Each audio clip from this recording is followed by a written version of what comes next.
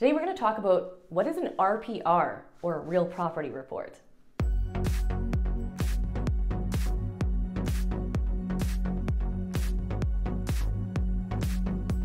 Hi, this is Melody Wilson with the Real Life team at RE/MAX Elite, and today I'm going to talk to you about what is this RPR, or real property report. So sometimes you hear this being discussed a lot of times when you're selling your home because you're trying to figure out things that you need to get ready to sell your property. And one of the things that we ask you is, do you have a current real property report?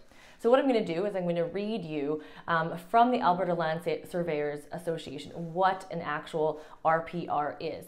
So an RPR includes a diagram from inside of the real property report. It's a legal description of the property and municipal address, dimensions and directions of all property boundaries, designation of adjacent properties, roads, lanes, etc., location and description of all relevant improvements situated on the property together with dimensions and distances from the property boundaries, D, a list of the improvements for which must be shown, and then other significant improvements, and E, right-of-way of easements as noted and on the title of the property at the date of the survey, F, location and dimensions of any visible encroachments onto or off of the property, G, a duly signed certification and opinion by an Alberta land surveyor, H, the copyright, I, the permit stamp, and J, where applicable, a municipality may request additional information.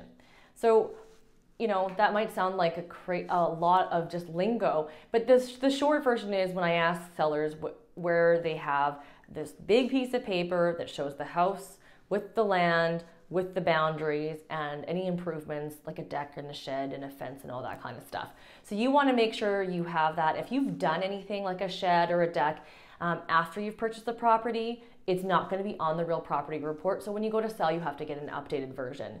Now you want to make sure you had permits done on that, because what happens on that real property report is the compliance stamp is only stamped when you have all permits. So it's a way for a buyer to ensure that everything was done properly. It's a way for the mortgage lender to see that everything is good to go and the land and any easements that might be important. It's a way for an agent like myself to let you know that you've got to get certain things done, and it gives you peace of mind. And as a seller, you have to provide that to the buyer.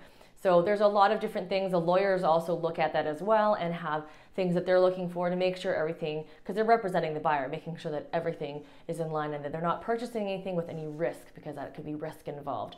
So hopefully that helped you. And if you have any more questions about a real property report or anything else, please comment below, send me a message, and share this video if it helped. Thanks so much and have a great day.